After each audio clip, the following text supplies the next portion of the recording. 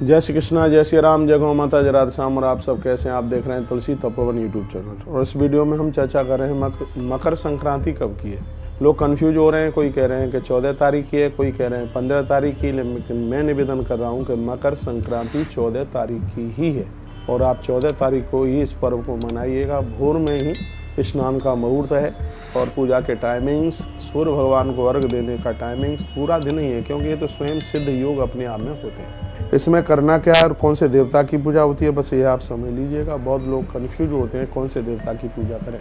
मैं आपको कहना चाहूँगा कि जब सूर्य भगवान धनु राशि से निकल करके मकर में जाकर के पहुँचते हैं, तब मकर संक्रांति का ये पावन पर्व मनाया जाता है। 6 महीने सूर्य दक्षिणायन के होते हैं तो 6 महीने उत्तरायण के होते हैं, और जब सूर्य उत्तरायण में होते हैं तो किया गया सत्कर्म अपने आप में अनंत गुना फलदायी होता है। उत्तरायण का इंतजार करते हुए बाणों की सैया पर पितामह भीष्म ने अपने प्राणों को रोक करके रखा, क्योंकि उत्तरायण में प्राण छोड़ने का महत्व भी बहुत ज़्यादा ग्रंथों में, पुराणों में बताया ही गया है। लेकिन मरना अपने हाथ में नहीं है, लेकिन वो तो इच्छा मृत्यु का वरदान पाए थे, इसलिए उन्होंने यह कर दिखाया।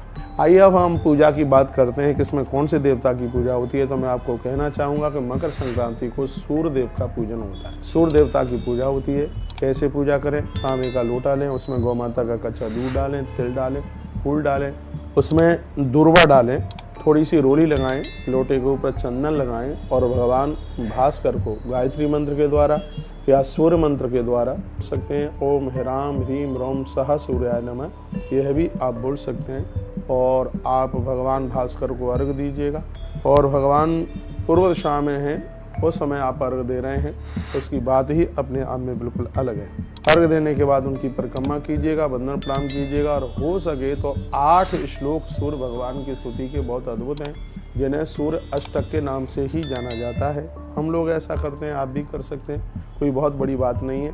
लोटा रख दें, बैठ जाएं, खड़े होकर के भी हाथ जोड़कर वंदन प्रणाम कर सकते हैं। कह सकते हैं आदिदेव नमस्तोभ्यम प्रसीदा मम भास्कर, देवाकर नमस्तोभ्यम प्रभाकर नमस्तुते, सप्ताह स्वर्थमारूढ़ प्रचंडम कस्पात्मजम श्वेत पद्मधरम देवम तम सूर्यम प्रणमाम्यहम, लोहितम रथमारूढ़ सर्वलोक पितामहम, महापापहरम देवम तम सूर्यम प्रणमाम्यहम, त्रिगुण्यम च महासूरम ब्रह्मा विष्णु महेश्वरम, महापापहरम देवम तम सूर्यम प्रणमाम्यहम, वरहितम तेज पुण्यम च वायुमाकाशमेव च प्रभुम च सर्वलोकानां तम सूर्यम प्रणमाम्यहम, बंदूक पुष्प संकाशम हार कुंडल भूषितम एक चक्रधरम देवम तम सूर्यम प्रणमाम्यहम, तम सूर्यम जगत्कर्तारम महातेज प्रदीपनम, महापापहरम देवम तम सूर्यम प्रणमाम्यहम। और 8वें नंबर का श्लोक है तम सूर्यम जगताम नाथम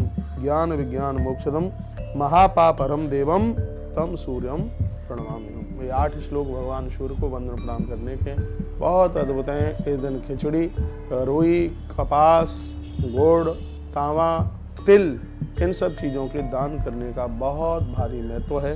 तो आप सब इस महापर्व को मनाइएगा, ये अद्भुत है। और मैं सबको कहना चाहूँगा, भगवान भास्कर के नाम की माला जपें, उन्हें वंदन करें, प्रणाम करें, बच्चों से भी अर्घ दिलवाएं।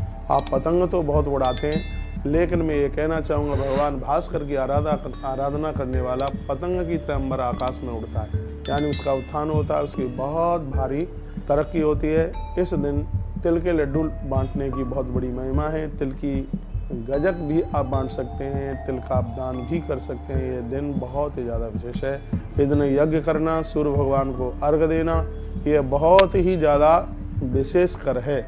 और ये मुझे नहीं कहना चाहिए, लेकिन फिर भी मैं कह रहा हूँ, शमशान घाट के लिए लकड़ियों का दान करना भी इस दिन बहुत ज़्यादा प्रभावशाली है। तो ये कुछ बातें मैंने आपको बोली हैं, बहुत अद्भुत बात है। हमारी संस्कृति बहुत अद्भुत है। जैसी संस्कृति हमारी है वैसी तो किसी की है ही नहीं। यहाँ वृक्षों में भी और नदियों में भी, जल में भी हम देवी देवताओं का दर्शन करते हैं। आप हमारी वीडियो पूरी सुन रहे हैं तो इस दिन किसी वृद्ध के लिए कंबल, रजाई, उसकी ज़रूरतमंद चीज़ें, उनका ऐनक, चश्मा, उनके लिए बर्तन, पात्र, उनके लिए आप जरूर मददगार बनिए। इससे भगवान भास्कर बड़े प्रसन्न होते हैं। सूर्य देवता वो अद्भुत हैं जो बजरंगबली हनुमत लाल जी के भी गुरु हैं। सूर्य भगवान ने आज तक कभी विराम नहीं लिया।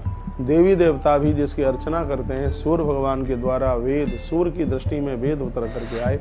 इसलिए नारायण के नेत्रों को सूर्य और चंद्रमा का रूप यानी उसकी संज्ञा दी गई है। कहते हैं कि जिनका सूर्य प्रबल होता है उनकी देखने की दृष्टि बहुत तीव्रगामी होती है।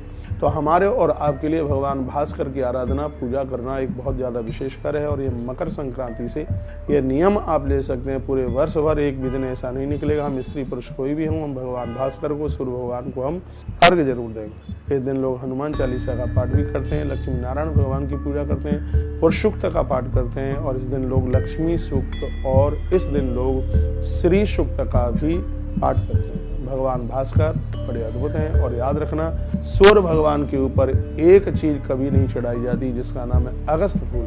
अगस्त फूल का मतलब है अकौआ का फूल है, वो भगवान भास्कर के ऊपर बिल्कुल चढ़ाते नहीं है। बहुत बहुत धन्यवाद है आपका, वीडियो आपने पूरा सुना है। ऐसे हमारे साथ जुड़े रहिए और नई नई अपडेट प्राप्त करते रहिए और आगे भी लोगों को ये भेजें। लोग कंफ्यूज हो रहे हैं कि 14 तारीख को मकर संक्रांति मनाएं या 15 तारीख को। मकर संक्रांति 14 तारीख को ही है, पूजन की भी और पर्व की भी। तो मैं आपको कहना चाहूँगा, इस संक्रांति के लिए साल भर लोग इंतजार करते हैं, प्रतीक्षा करते हैं, तब ये चल करके आती है। इस दिन खिचड़ी खाना, खिचड़ी बांटना, खिचड़ी का दान करना बहुत ही ज़्यादा प्रभावशाली है। सूर्य भगवान का दर्शन, वंदन, उनको प्रणाम, उनकी स्तुति और उनकी आराधना करना ये बहुत ज़्यादा प्रभावकारी है। भगवान भास्कर को वंदन प्रणाम करने से लोग बुद्धिमत होते हैं, यानी वह बुद्धि में बहुत प्रखर होते हैं, उनकी सोचने की ताकत बढ़ती है, उनकी सोचने की शक्ति बढ़ती है। एक बार फिर कहूँगा, सूर्य भगवान धनु राशि से निकलते हुए मकर में प्रवेश करते हैं, तब ये मकर संक्रांति मनाई जाती है। बहुत बहुत धन्यवाद आप सभी के लिए। ऐसे हमारे साथ जुड़े रहिए और नई नई अपडेट प्राप्त करते रहिए। हर हर महादेव, घर घर महादेव। बोलिए सूर्य भगवान की जय।